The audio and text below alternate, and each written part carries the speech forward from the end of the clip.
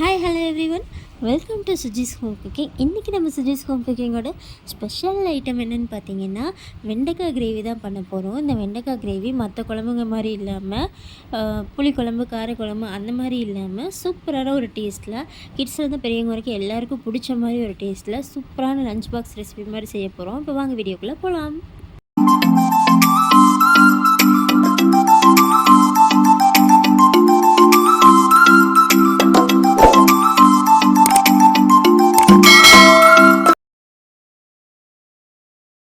First இந்த டிஷ்ஷுக்கு மெயினான வெண்டைக்காவை நம்ம தனியாக வதக்கி எடுத்து வச்சுக்க போகிறோம். அதுக்கு ஒரு கடாயில் கொஞ்சமாக எண்ணெய் ஊற்றிட்டு அதில் நம்ம கட் பண்ணி வச்சுருக்க வெண்டைக்காயை ஆட் பண்ணி நல்லா வெண்டைக்காயோட அந்த வலுவழுப்பு தன்மை போகிற வரைக்கும் எண்ணெயிலே நல்லா வதக்கிடுங்க. வெண்டைக்காய் ஒரு 75லேருந்து 80% குக் ஆகிற வரைக்கும் நல்லா எண்ணெயில் வதக்கி எடுத்து தனியாக வச்சுக்கலாம். இப்போ இதை எடுத்து தனியாக வச்சுக்கலாம். இப்போ அதே கடாயில் கொஞ்சமாக தேங்காய் எண்ணெய் ஊற்றிக்கலாம்.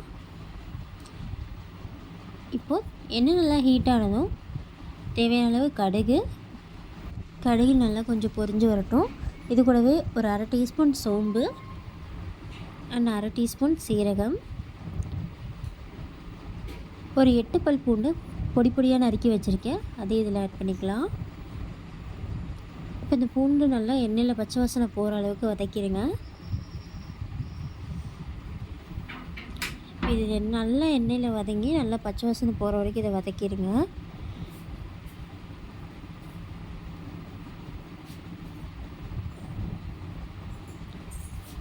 பார்த்திங்கன்னா பூண்டு ஓரளவுக்கு நல்ல எண்ணெயில் வதங்கி கிறிஸ்பாகிருச்சு. இந்த டைமில் 2 பச்சை மிளகாய் கொஞ்சமாக கருவேப்பிலை ஆட் பண்ணி இதே நல்லா எண்ணெயில் வதக்கிடுங்க. இது கூடவே 2 பெரிய வெங்காயத்தை சின்ன சின்னதாக கட் பண்ணி வச்சுருக்கேன், இதை ஆட் பண்ணிக்கலாம்.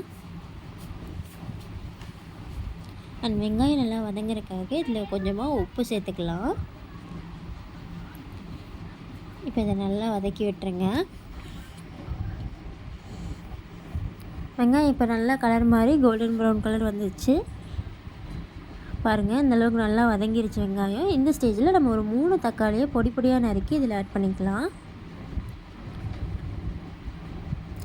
இப்போ இந்த தக்காளி வெங்காயம் எல்லாம் சேர்ந்து நல்லா வதங்கி நல்லா மேஷ் ஆகி வரட்டும்.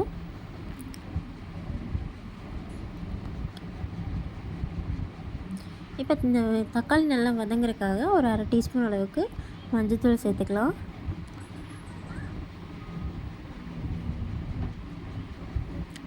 நல்லா வதக்கி விட்டுடலாம் வெங்காயத்தை கூட தக்காளியை. பாருங்கள் தக்காளி நல்லா மேஷ் ஆகி வந்துடுச்சு. இப்போ இது கூடவே ஒரு டீஸ்பூன் அளவுக்கு மிளகாத்தூள் ஆட் பண்ணிக்கோங்க, தனி மிளகாத்தூள். இது கூடவே ஒரு டீஸ்பூன் அளவுக்கு மல்லித்தூள்,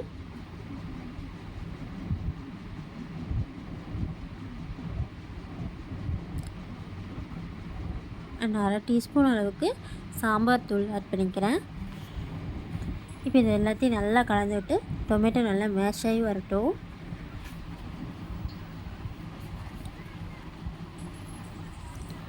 இப்போ தக்காளி எல்லாம் நல்லா வதங்கிருச்சு.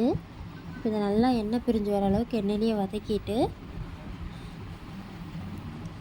இப்போ இதில் தக்காளி இந்த அளவுக்கு நல்லா வதங்கினதுக்கப்புறம் ஒரு 2 கப் அளவுக்கு தயிர் ஆட் பண்ணிக்கிறேன்.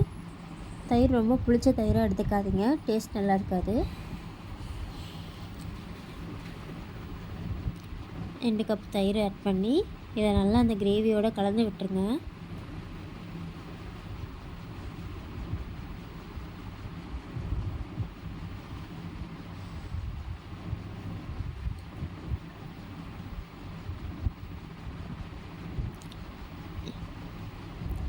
இந்த அளவுக்கு நல்லா கலந்து விட்டுருங்க.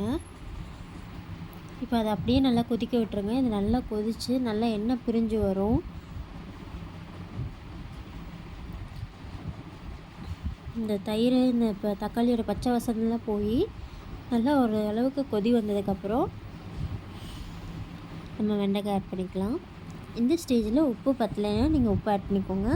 ஆல்ரெடி வெங்காயம் வதங்கும் போது நம்ம உப்பு போட்டிருக்கோம், அதுக்கேற்ற மாதிரி உப்பு பார்த்துட்டு உங்களுக்கு தேவையான அளவு ஆட் பண்ணிக்கோங்க.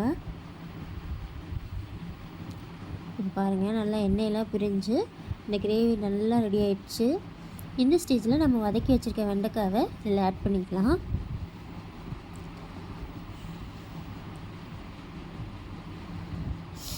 இப்போ இதையும் சேர்த்து நல்லா கிளறி விட்டுருங்க.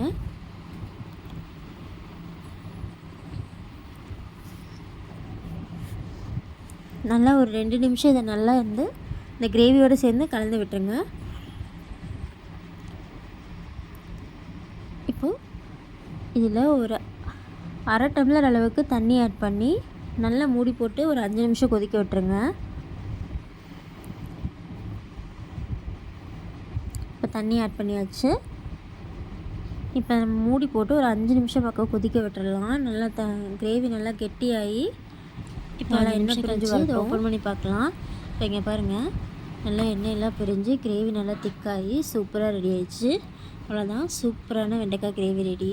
நான் இதை அப்படியே ஒரு பிளேட்டுக்கு ட்ரான்ஸ்ஃபர் பண்ணிட்டு சூடான சாதம், இட்லி, தோசை அண்ட் சப்பாத்திக்கு நடுவில் ஸ்டஃபிங் அந்த மாதிரிலாம் வச்சு நீங்கள் ரோல் பண்ணி கூட சாப்பிட்லாம். டேஸ்ட் சூப்பராக இருக்கும்.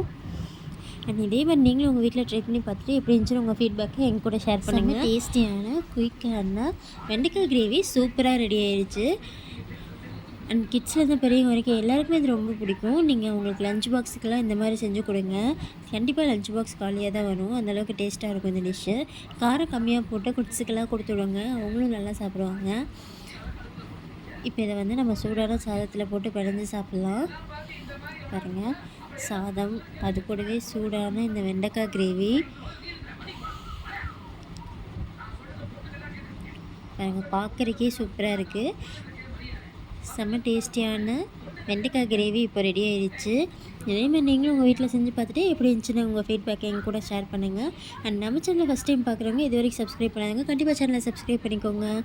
அண்ட் இதே மாதிரி வேறு ஒரு நல்ல ரெசிபியோட உங்களை நான் பார்க்குறேன்.